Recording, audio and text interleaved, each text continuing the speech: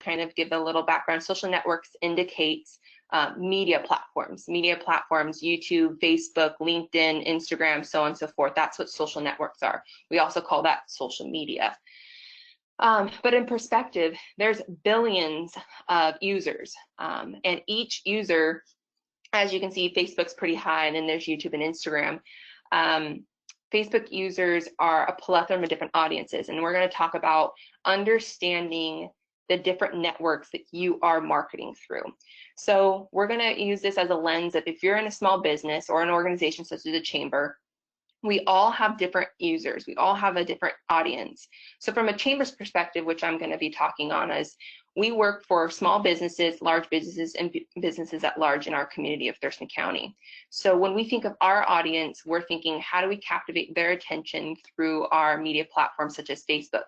Facebook is predominantly focused from businesses, or it's also an opportunity for free marketing. So a lot of businesses, small businesses and organizations such as myself, we gravitate towards using Facebook because that's a really easy way to connect with folks.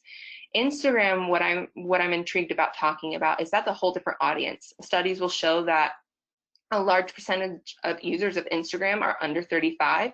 So if your audience is under the 35 range, or you're trying to capture a different audience, that's why we're going to talk about the difference of using Facebook and Instagram. But in all honesty, I have come across so many businesses working with the Chamber of Commerce that are afraid of learning this new tool of social media because it's such a foreign concept, but it's also so many different layers behind it. And this talk today I can't go into all layers because there's just so much. But if you're thinking of building from the ground up, my first suggestion is you have to develop a plan.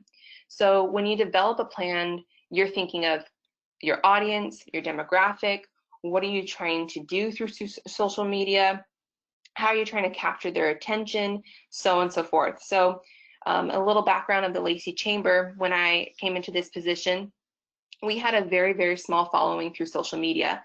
And when I say small following through social media, we had probably about 1,000 followers and likes and so on and so forth. And I thought, how can I increase that traction, that traffic through our platforms? And so it took the ability to have to design and develop our brand. Your brand is a very interesting project per se. So you have a brand, so say your logo, right? Your logo is a huge reflection of your brand, from the color scheme to the font to the design, so on and so forth. But when we think of going into the social media realm, the social networking realm, you need to develop the brand that you're trying to embody through those platforms. Facebook platform, like I mentioned, is going to be oriented towards more of that business platform. So what audience are you reaching and how are you going to reach them? And then Instagram, it's such a visual marketing platform, meaning it's very based on pictures. So how are you going to develop and design your brand through visual marketing?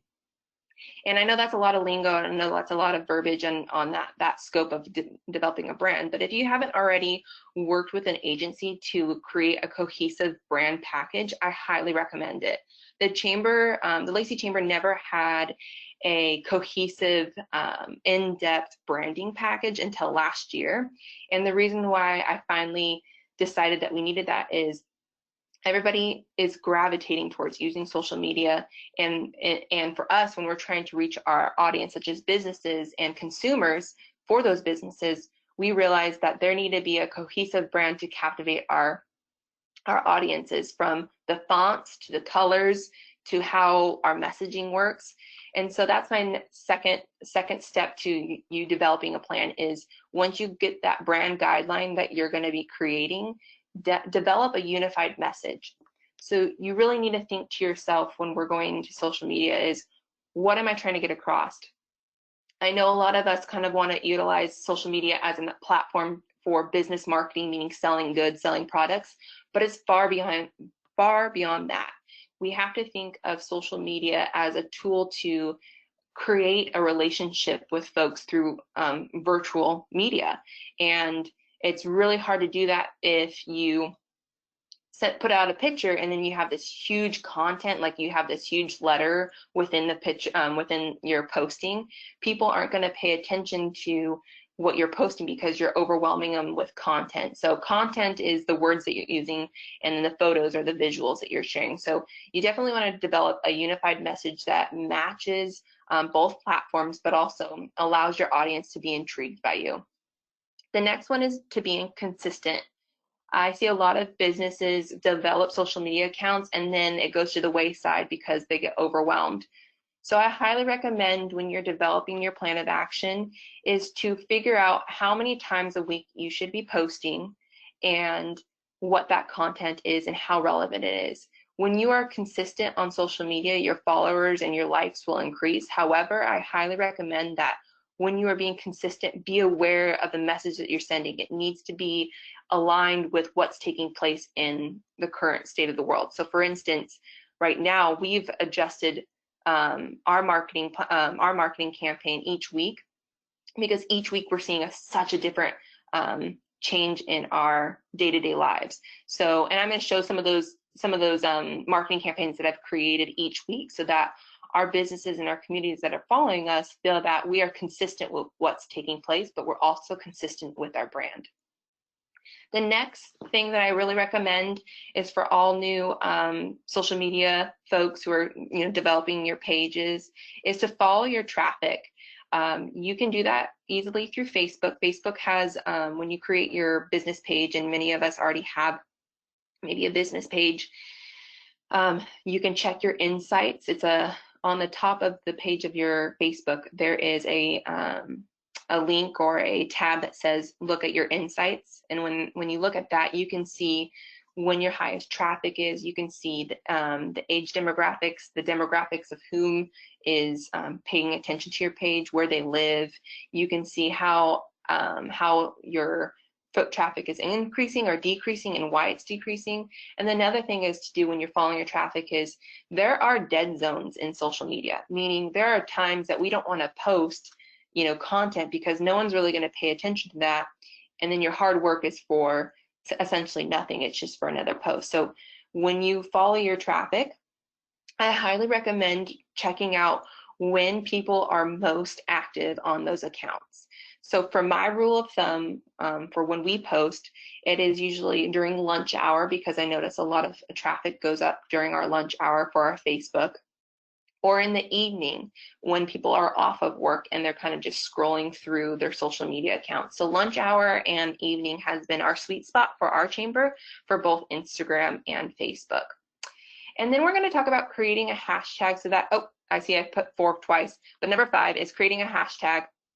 And what I mean by that is analytics are such a interesting thing to dive into, but in a nutshell, a hashtag is a marketing effort that creates your image to be popped up on different channels. So for instance, if I were to post a picture and I would write hashtag Lacey Washington on Facebook and or on Instagram, on the user basis, people tend to search different things. They're like Lacey, discover Lacey, Lacey shop, so on and so forth. If that happens, that hashtag will pop up on their searches if they are looking something related to Lacey. So that's why we want to create hashtags. It helps amplify your voice through different analytical marketing. So with that being said, I like to kind of go into the platform of the 60-20-20 rule. With us, I'm very, very cognizant of what we're posting, how informative it is, and how is it captivating our audience. So like I said, the chamber has so many different audiences. We have our business, we have our citizens, we have our community, and just recently the Lacey Chamber launched Discover Lacey, which is a hospitality and tourism marketing campaign.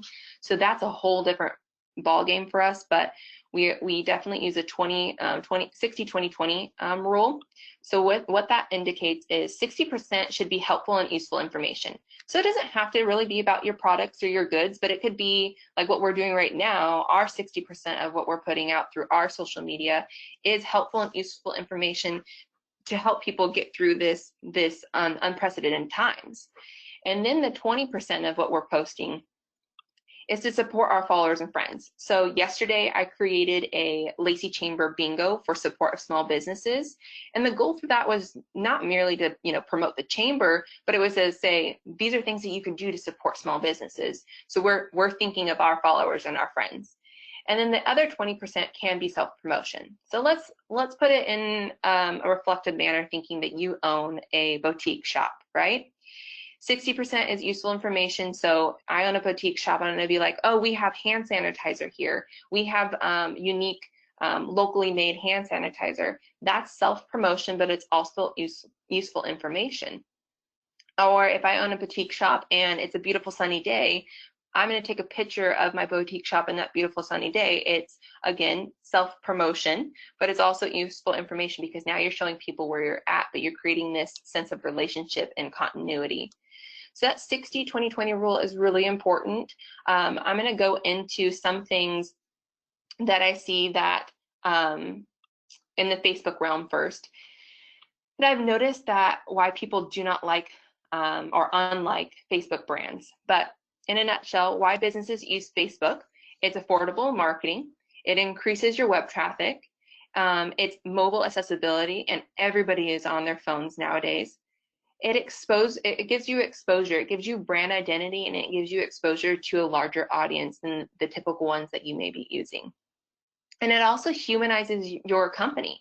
So, Nike has it, Adidas has Facebook and social media.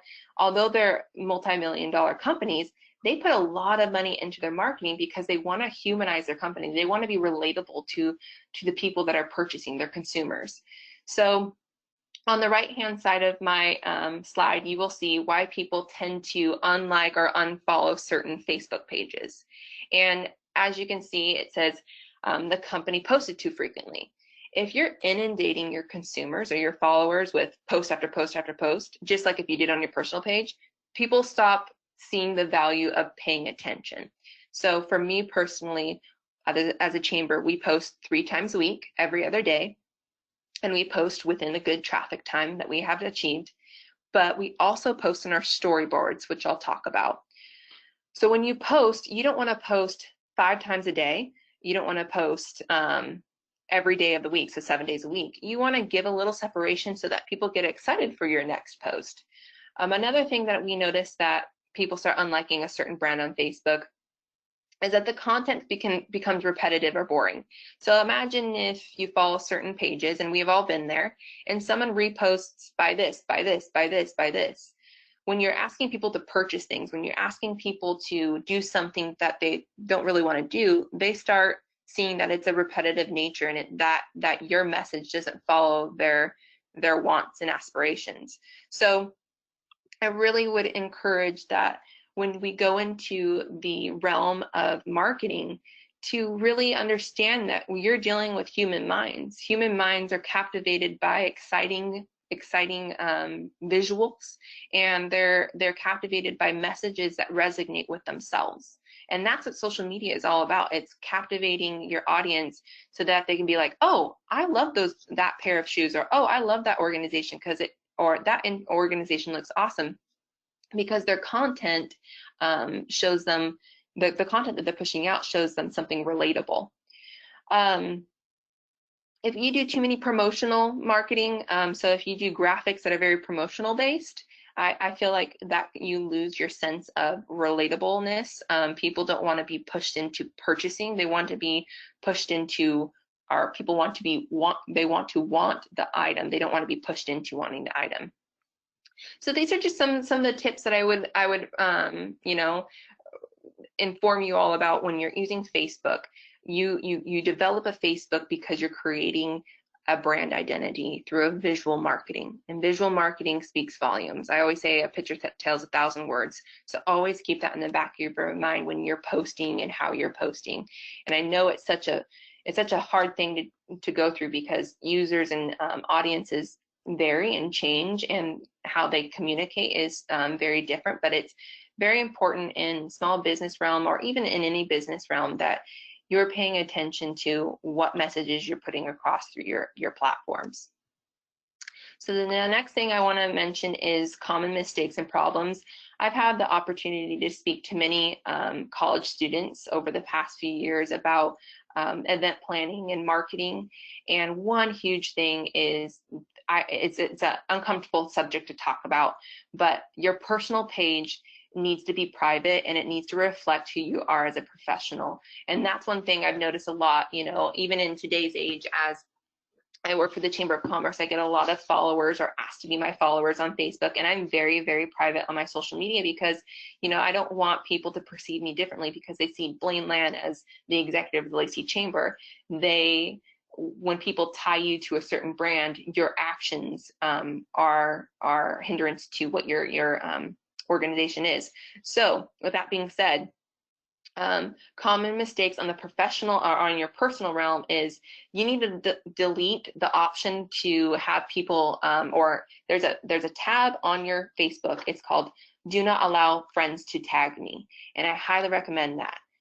Do not allow people to tag you in posts or comments because you don't know what people are thinking. They might think something's humorous for you, but maybe you have someone that's associated with your business or organization that's following you on your personal page, and then they see you tagged in something that's inappropriate or against their morals and ethics, you can cause a disconnect for sure. So it's a touchy subject to talk about, but I definitely highly recommend that. And I'm very aware, so for instance, if I'm on the chamber side, this portion says delete status updates, so on and so forth. So this is on a personal side, but on the chamber side, delete status updates. When you are posting on your business page and say you're event heavy, so you put on a lot of events and you use Facebook for your events, I recommend there is a tab in Facebook that you can say hide from popping, when you put out on your events, hide from going onto your feed. So say, for instance, the Lacey Chamber is going to hold a forum in 3 weeks, but we also have 2 other events taking place. Rather than, because sometimes, you know, as a marketing person, you want to get all of your marketing done in one day, rather than having your feed, your Facebook feed of a whole bunch of different events, you hide that. So your events are still there, but it's not coming up on your posting feed. It's just your typical content. So I just recommend that. But in addition, from your personal page, these are some other things, you know, be cognizant of your friends list, delete inappropriate things. I know it's a weird conversation to have, but definitely I've talked on the college realm, the student realm, and that's kind of my rule of thumb for them.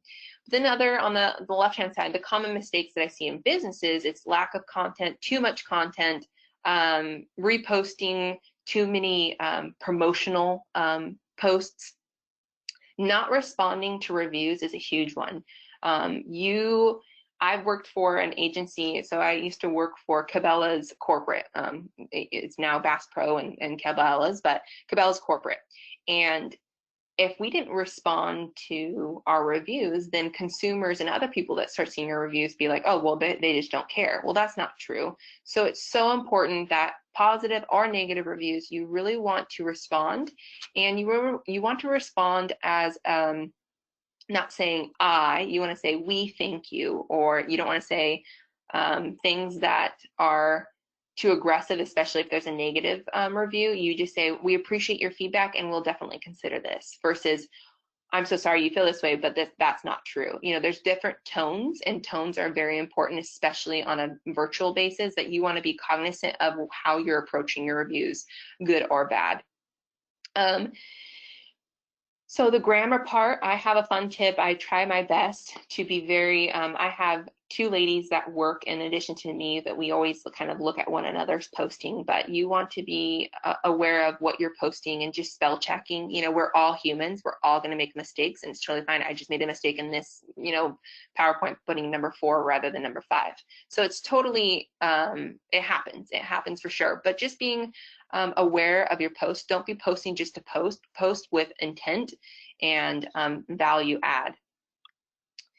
So that's my nutshell about Facebook. I'm going to kind of go into Instagram now. Just so you all know, Facebook and Instagram have very similar functionalities because Facebook actually owns Instagram. So my one slide about Instagram, because I want to make sure that I have time for Q&A, is why use Instagram. So the Chamber of Commerce, and I recommend anybody here today, I would love if you want to follow us. We have a Facebook and we have an Instagram, and I chose Instagram because I wanted to reach a different audience. From a chamber standpoint, it was astonishing when I've done talks to different generations that they're unfamiliar with what a chamber is and how chambers are evolving. And so Instagram allows me to connect to a different audience to show this is what we do. Yes, we put on events for our community, but we do so much more. We put educational functions, we help with small businesses, we do ribbon cuttings, we do after hours, we feature businesses and their stories. So Instagram allows us to have that relationship with a diverse audience.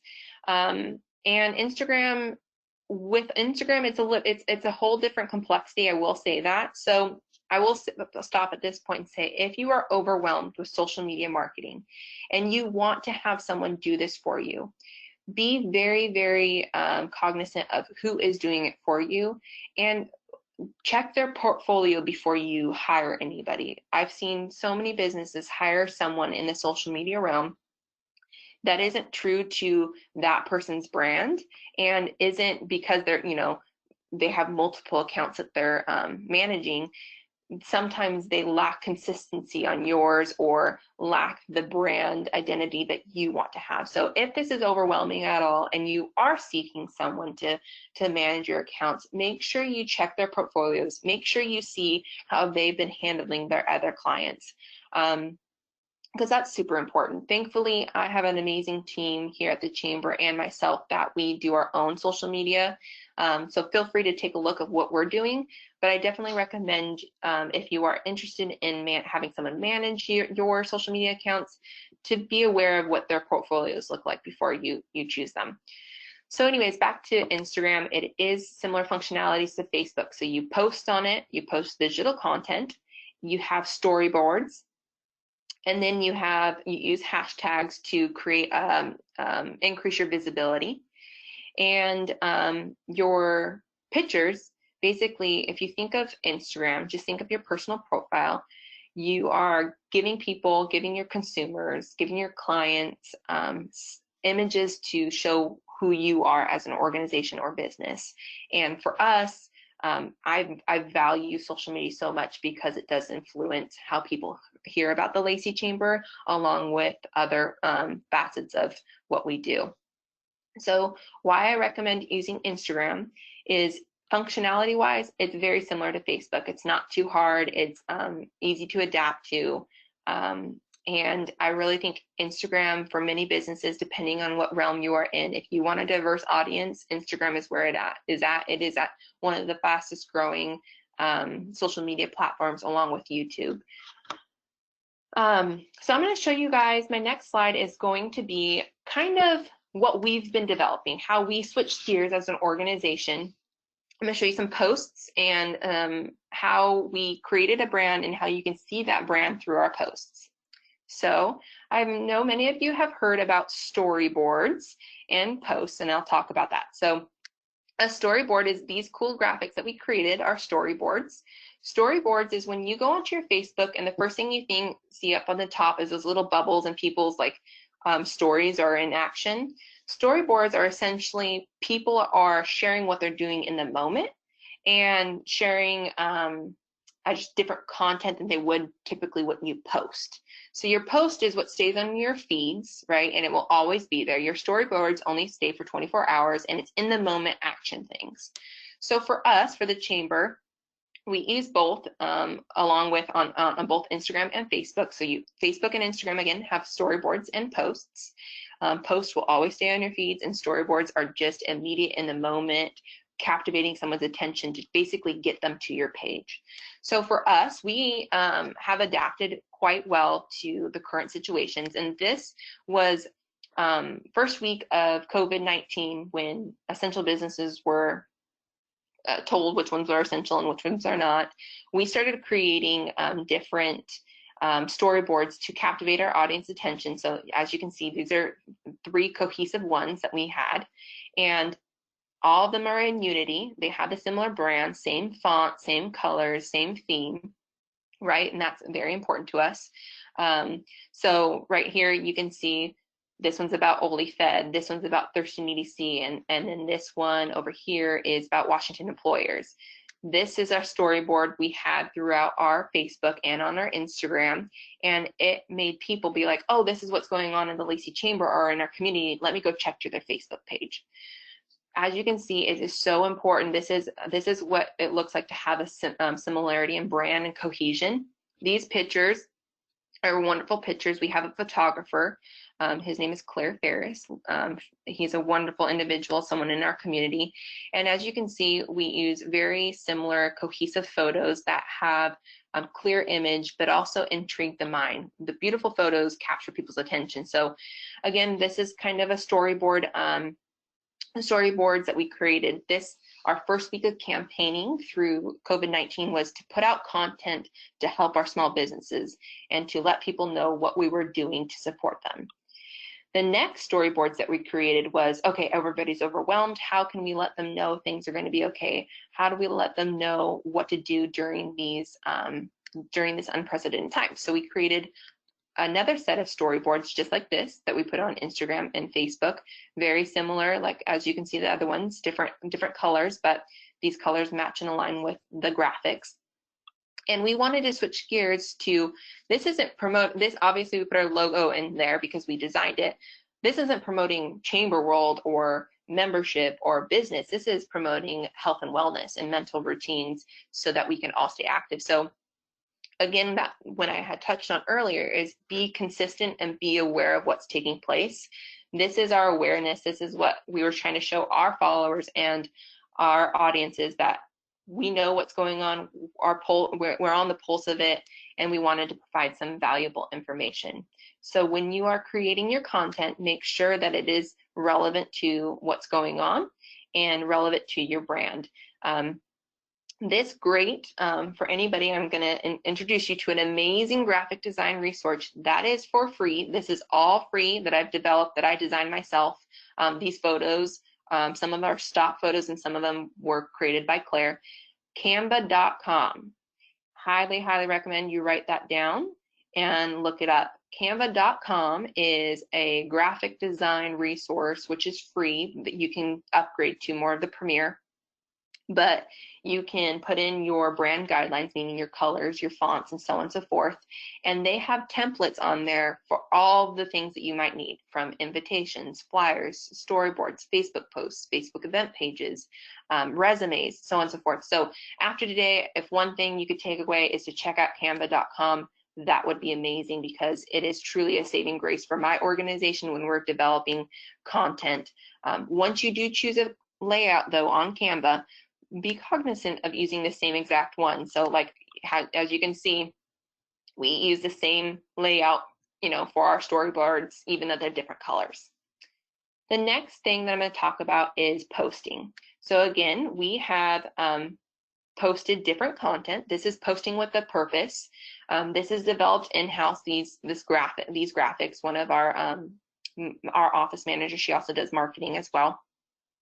This is posting with a purpose. You have a nice image in the back. You have what we're trying to get across. And rather than creating overwhelming content, we just put the bones of what we want them to hear. And then click the link below as we put the actual web link to learn more into the comment section. But this is an example of posting with a purpose. You are getting your viewers' attention. You are letting them know what's taking place. It's a nice image, and they're going to be more intrigued. They're not going to be intrigued if this content was like five paragraphs long. You've lost your viewers. So we wanted to have clear, concise, nice photos. Again, same brand, but we're posting with a purpose. And again, most of our content has shifted towards informing our audiences about COVID-19 and small business operations. The next thing that I'm going to talk about is photo examples. This is another beautiful photo example. Why photos are important is it is virtual marketing that you're going into. Social media is virtual marketing, and social media isn't about writing letters or sharing logos per se. It's about creating a message through pictures.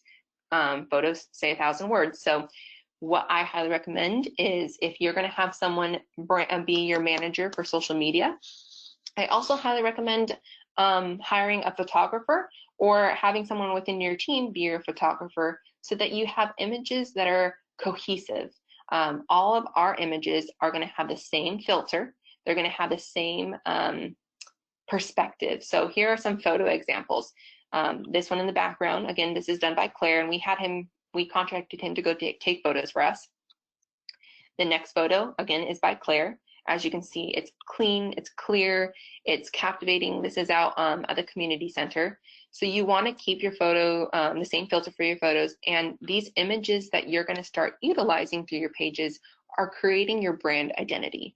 So just kind of repeating what I said is, when you are going into social media, it is photo heavy, it is image heavy. And so you want your images, if they look like this, to be clear and concise if you're layering them with text, or if you're sending an image with text within it. And if you're just going to be posting a photo just to captivate your people's attention, something like this with a captivating fall is in the air, we hope you're having a great day, or something along those lines. But these photos should all be cohesive with your brand. Here's another photo from Claire. This is of St. Martin's, and you can see that they all have that clean, crisp look to them. So keep in mind that the photos that you choose are a visual message. People look at the photos before they look at the content that you're writing.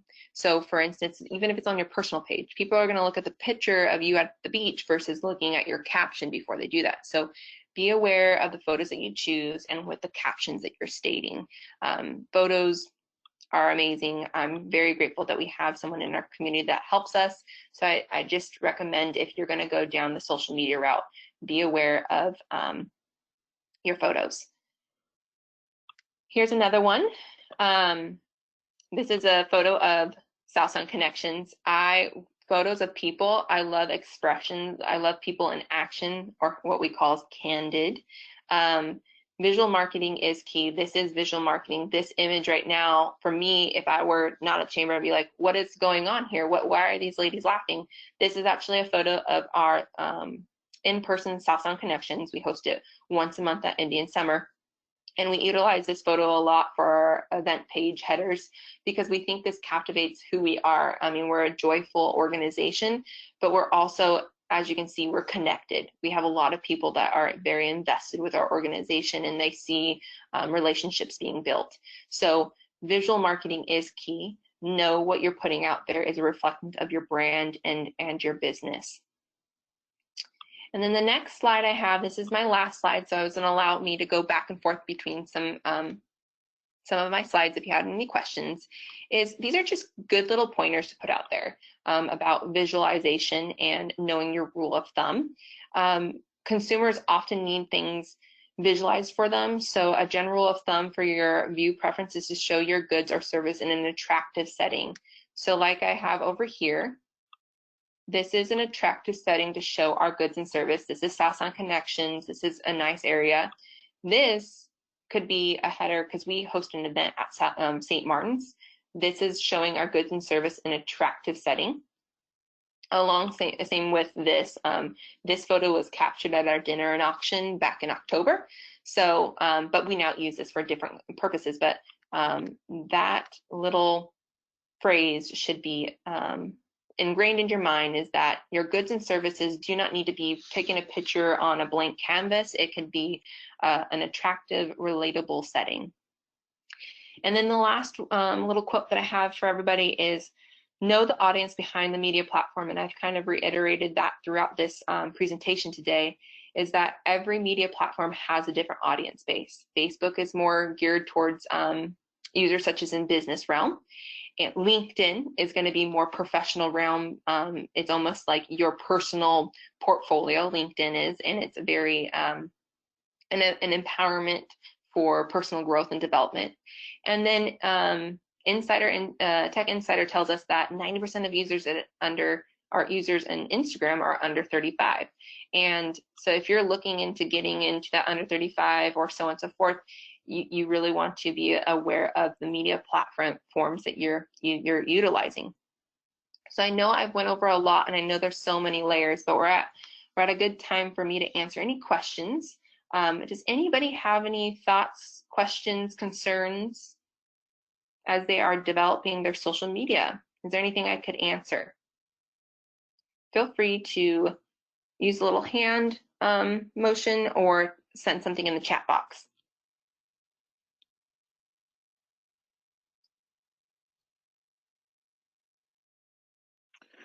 Hi, Blaine, it's Sean. I just was wondering if you could kind of reiterate the importance of consistency in postings. You said a number of things about that, but if you could just kind of expand on that a little bit more. Yeah, so consistency means that in social media, there are many layers that you're utilizing. There's social networking, and you have a storyboard and you have a post. And so when I say consistency, it depends on your type of business. But for the Chamber of Commerce, our consistency is we post 3 to 4 times a week, meaning that each week there is going to be content pushed out by the chamber. We don't go post a week, not post a week, post a week, and not post a week. We have consistency with the posting. In addition to that, with consistency is that our message that we're pushing out is consistent with what's going on. So as you saw with the, for those viewers that can see my presentation, the storyboards that we created were consistent with what was going on. They weren't out of whack or uncharacteristic or not sympathetic towards what's going on. So consistency can be developed through any of your brand marketing. If you're with a manager, whoever is managing your social media, and or if you are, you can schedule out posts. So we do that often. We create posts and schedule them out so that you aren't having to get onto your social media every single day. But the important part is that you don't want to be overwhelming. So you don't want to inundate people every single day. You want to keep the tone there, and you want to keep relevancy there. And you don't want to, if you're trying to gain followers right now, if you're trying to get people to gravitate to your social media pages, you don't want to basically spam them with photos. You want to create your brand through your marketing efforts. I hope that kind of answers that. Yeah. So Blaine, we do have a few questions in the chat, so I'm just going to read them out to the audience, and then we'll get to them one at a time. So the first question is from Amy. How many hashtags are important to use per post? Yeah, great question, Amy. Love that. So I recommend, Amy, why don't you, when you get off this call, go to Discover Lacey Instagram if you have an Instagram.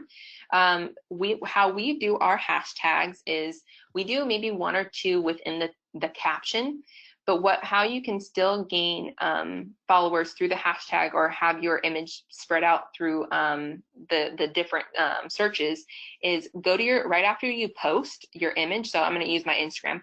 On Discover Lacey, we posted an image of, say, Sandstone Distillery, and we put in hashtag distillery. Under that, we posted immediately in our comment section with multiple hashtags. And the reason why we do that is the multiple hashtags will allow the search engines to see your photo. But when you put too many hashtags in your primary caption, it just kind of seems overwhelming and a little bit sloppy.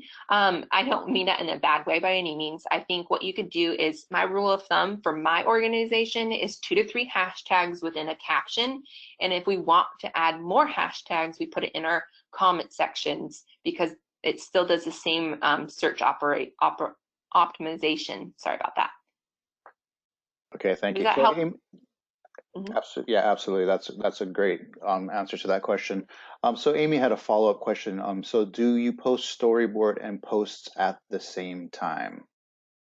You most definitely can. You see a lot of Top Rung Brewing is doing an amazing job right now here locally. What they do is they post on their storyboard, and then they post an image, and then on their image they go new post. So what they're trying to do is have someone see on their storyboard to go to their page to see what content is there. It's like think of a storyboard as a captivating attention. Someone's going to click through it, and then if they see something enticeful, they're going to go to your actual page. So yes, I definitely think you can do the both at the same time.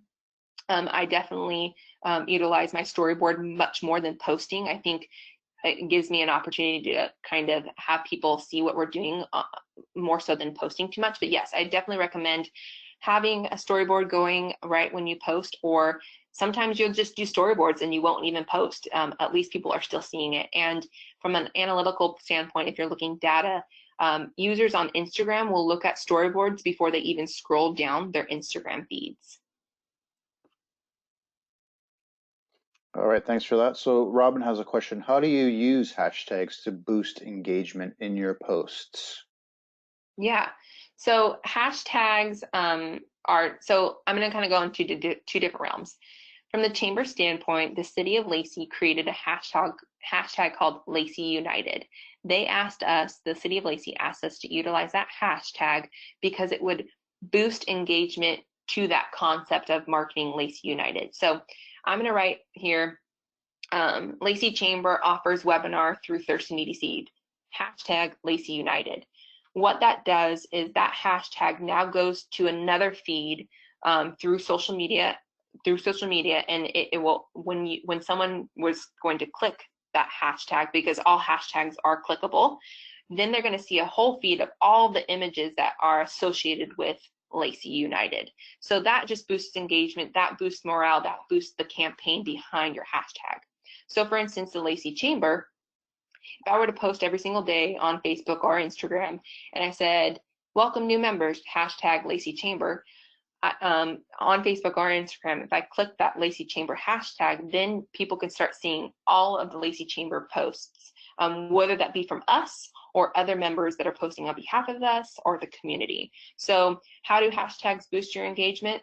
It allows people, it creates more of a board behind or more of a platform, content platform behind your own page. I hope that answers your question correctly. But the idea behind a hashtag is to have you use it, but also have your followers use it, have people that come to your events use that hashtag. You see it a lot in weddings. Weddings are a really good example. Hashtag Mr. and Mrs. Harper, right?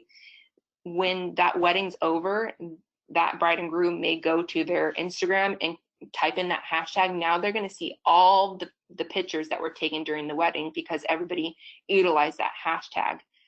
So hashtags allow people to expand their content beyond what they're doing. All right, thank you very much for that. Okay, so Dave has a question. What is the perception of counselors/therapists advertising on Facebook and Instagram? Pretty pictures seem to weaken the therapeutic intent.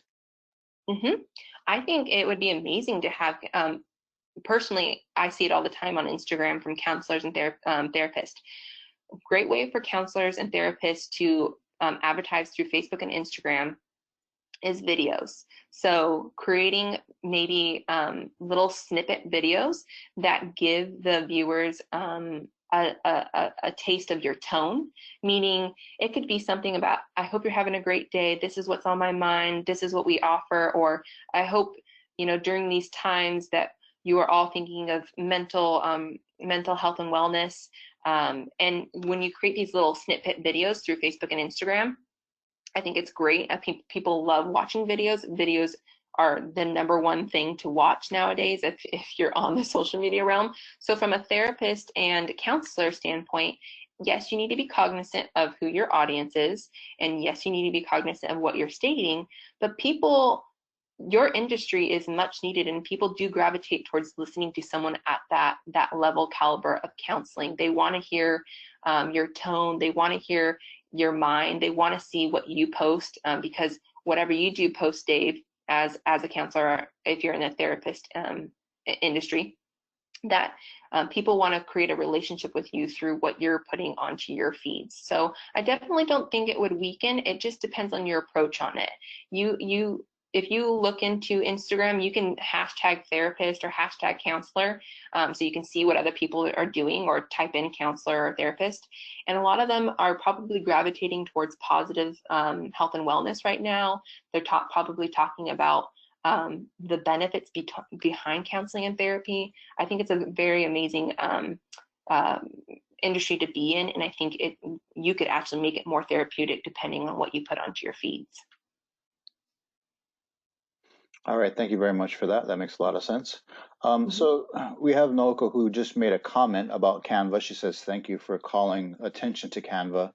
And then also recommends that a podcast, How I Built This Podcast, the Canva founder has a podcast, and she says it's very inspirational.